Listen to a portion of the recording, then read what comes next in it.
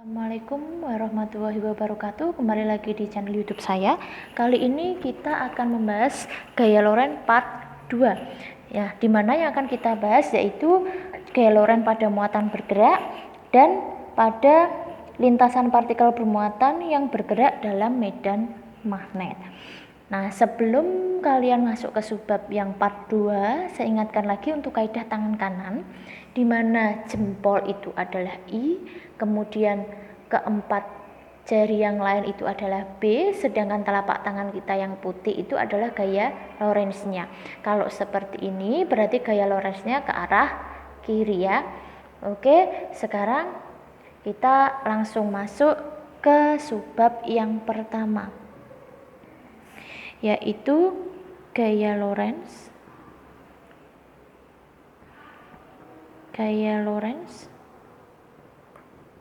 pada muatan bergerak. Nah, kalau pada kawat lurus gaya Lorentz-nya kan F sama dengan B kali I kali L sin theta. Kalau untuk muatan bergerak, F-nya itu adalah B kali Q kali V sin theta. Nah, pengertiannya atau keterangannya apa saja? B itu adalah medan magnet. Medan magnet satuannya adalah Tesla. Q muatannya satuannya Coulomb. V ini adalah kecepatan. Satuannya meter per sekon. Sin theta adalah sudut yang dibentuk antara B dengan V. Oke. Nah, karena di sini menyebut muatan, berarti di fisika itu kan ada dua jenis muatan. Ada muatan yang bernilai positif dan muatan yang bernilai negatif. Nah, muatan yang bernilai positif itu namanya proton. Nah, muatan yang negatif dinamakan elektron. Nah, untuk kaidah tangan kanannya di mana kalau muatan bergerak, jempol itu menunjukkan arah V ya, sedangkan keempat jari yang lain itu adalah B. Nah, telapak tangan kita yang putih ini itu adalah menunjukkan gaya Lorentz jika muatannya berupa proton, sedangkan telapak tangan kita yang hitam ini menunjukkan arah gaya Lorentz jika muatannya berupa elektron. Saya contohkan, jika muatan yang bergerak adalah proton bergerak ke kanan, ini V-nya ke kanan, sedangkan B-nya ke atas. Kemana arah gaya Lorentz-nya? Berarti gini, V-nya ke kanan, kemudian B-nya ke atas. Nah, karena ini berupa proton, maka arah gaya Lorentz mengikuti telapak tangan kita yang putih. Berarti arahnya keluar kertas atau dot. Berarti F Lorentz-nya bernilai dot. Nah, bagaimana jika berupa elektron? V-nya ke kanan, B-nya ke atas. Kemana arah gaya Lorentz-nya? V-nya ke kanan, B-nya ke atas. Karena ini berupa elektron, berarti arah gayanya mengikuti telapak tangan kita yang berwarna hitam. Telapak tangan kita yang hitam arahnya menuju ke kertas. Berarti gaya Lorentz-nya bernilai cross. Oke, sudah jelas ya. Kemudian sekarang kita lanjut ke subbab yang kedua, yaitu mengenai lintasan partikel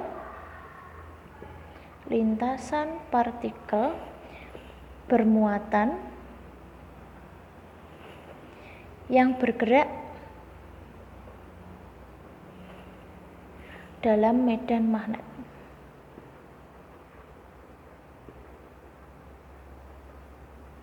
Nah, di sini ada 3 lintasan. Yang pertama yang menjadi poin utama, jika geraknya sejajar dengan medan magnetnya, maka muatan ini akan tetap bergerak lurus, berarti gayanya akan bernilai 0, mengalami GLB. Nah, yang kedua, jika muatannya bergerak tegak lurus, V tegak lurus dengan B, maka dia akan bergerak melingkar sehingga berlaku gaya sentripetal. Ini gerak melingkar. Nah, persamaannya bagaimana? Nah, untuk gaya sentripetal di kelas 10, persamaannya kan M V kuadrat per R. Nah, sekarang kita gabungkan antara gerak melingkar dengan gaya Lorentz. F Lorentz sama dengan gaya sentripetal. Gaya Lorentz itu adalah B Q V sama dengan, ini karena tegak lurus sin tetanya 90 berarti 1 ya, ini tidak saya tulis, berarti M V kuadrat per R. Nah, V nya kanan dan kiri kita coret, berarti masih 1 V nya, berarti nanti tinggal B kali Q sama dengan M per R. Ini kali V, V nya masih 1. Nah, kemudian kalau ini kita sederhanakan lagi, ini M nya saya pindah ke kiri, maka nanti jadi BQ per M sama dengan V per R. Nah, untuk V per R itu adalah omega, maka nanti persamaannya jadi B kali Q per M sama dengan omega. Nah, ini persamaan untuk V yang tegak lurus dengan B. Nah, kemudian yang ketiga, lintasan yang ketiga, yaitu jika V dan B membentuk sudut, tapi selain sudut, berarti alfa, selain sudut 0 derajat, 90 derajat, 180 derajat, 270 derajat. Selain sudut ini ya, selain sudut ini, maka nanti lintasannya akan berbentuk spiral. Spiral seperti apa? Seperti per atau pegas. Nah, ini lintasan muatannya akan seperti ini. Oke, jelas ya. Kemudian sekarang selanjutnya kita akan membahas mengenai gaya Lorentz pada motor listrik. Untuk gaya Lorentz pada motor listrik dirumuskan dengan torsi sama dengan NABI, NA kali B kali I sin theta. Nah, besarnya gaya Lorentz pada motor listrik itu dipengaruhi oleh 4 hal ini. 4 hal ini apa saja? N yaitu jumlah lilitan. Kemudian A, luas penampangnya. Satuannya berarti meter persegi. Kemudian B, medan listrik. Satuannya Tesla. Kemudian I, arus listriknya. Satuan ampere. Nah, keempat hal inilah yang mempengaruhi gaya Lorentz pada motor listrik. Oke, sekian penjelasan dari saya mengenai gaya Lorentz part 2. Sekarang kita belajar mengenai contoh soal pengerjaan untuk gaya Lorentz yang part 2. Nah, soal yang pertama sudah saya siapkan, sebuah elektron bergerak dengan kecepatan. Diketahui ini pakainya elektron. Kecepatan berarti V 3000 meter per sekon memasuki medan magnet berarti B 1000 Tesla. Jika arah kecepatan medan magnet membentuk sudut berarti tetanya 30 derajat, tentukan gaya Lorentz yang dialami elektron jika Q-nya 1,6 kali 10 min 19 kolom. Oke, ditanya F Lorentz. Jawab. Nah, gaya Lorentz F berarti B Q V sin theta. B-nya 1000 Tesla kali Q 1,6, Teslanya tidak usah dimasukkan ya, 1,6 kali 10 min 19, V-nya 3000, kemudian sin theta, sin 30 itu setengah. Oke. Ini berarti saya kalikan dengan ini, berarti jadi 1600 kali 10 min 19 kali 3000 kali setengah. Setengahnya 1600 itu 800 kali 10 min 19 kali 3000. 8 kali 3 berarti 24 kali. Ini berarti nolnya ada 5, ini dikurangi 5, berarti 10 min 14 kolom. Nah, ini contoh soal untuk yang pertama.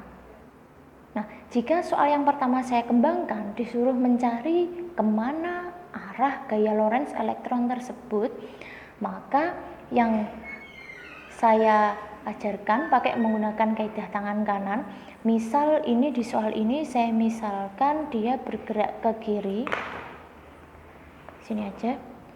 Misal bergerak ke kiri, V ini berupa elektron, B-nya ini ke atas. Saya buat seperti ini. Nah, kemana arah gaya Lorentz-nya? Jempol kita yang tangan kanan itu menunjukkan arah V, sedangkan keempat jarinya B ini arah ke atas. Berarti gini ya, seperti ini. Nah, karena ini elektron berarti mengikuti telapak tangan kita yang hitam, ini arahnya keluar kertas.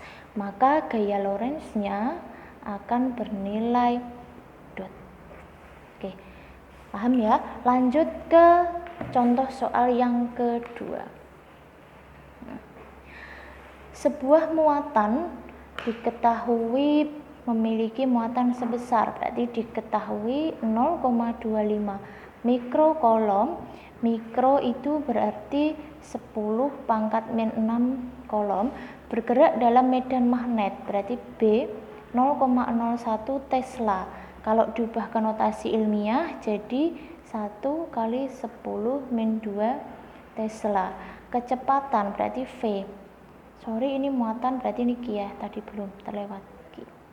Atau Q besar atau Q kecil boleh. V-nya 2 kali 10 pangkat 4 meter per sekon. Tentukan besar gaya yang dialami muatan jika yang A arah geraknya sejajar medan magnet, yang ditanya F-nya. Kemudian yang B, jika V tegak lurus B, ditanya F-nya. Yang C, jika membentuk sudut 45 derajat, berapa F-nya? Oke, jawab.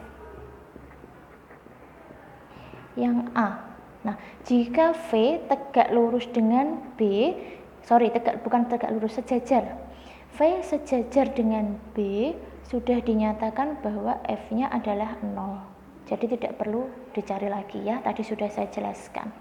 Kemudian yang B, jika V tegak lurus dengan B, maka berapakah F-nya?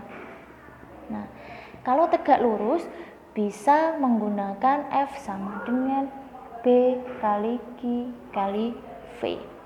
B-nya 1 kali 10 min 2, Q-nya 0,25 kali 10. Oh maaf, nggak muat, saya pindah ke sini saja ya. F sama dengan B kali Q kali V. B-nya 1 kali 10 min 2, Q-nya 0,25 kali 10 min 6, V-nya 2 kali 10 pangkat 4. 1 kali 0,25 tetap 0,25 kali 2 berarti 0,5 kali. Min 2 min 6 berarti min 8, min 8 sama 4 berarti min 4 Newton, atau 5 kali 10 min 5 Newton. Kemudian yang C, jika membentuk sudut 45 derajat. Nah, berarti ini nanti lintasannya berbentuk spiral ya, karena tidak 0, tidak 90 dan tidak 180 dan tidak 270. Kalau yang ini gerak melingkar, kalau ini yang A geraknya lurus. Oke, berarti F sama dengan B Q V sin theta. B-nya 1 kali 10 min 2, Q-nya 0,25 kali 10 min 6 kali V-nya 2 kali 10 pangkat 4 sin theta sin 45 itu setengah akar 2. Nah, ini 1 kali ini tetap, nih kali ini 0,5 kali setengah, berarti 0,25 akar 2 kali min 8 sama ini berarti min 4 Newton. Jadi 0,25 akar 2 kali 10 pangkat min 4 Newton atau 2,5 akar 2 kali 10 min 5 Newton. Oke, sekian penjelasan dari saya, semoga bermanfaat. Wassalamualaikum warahmatullahi wabarakatuh.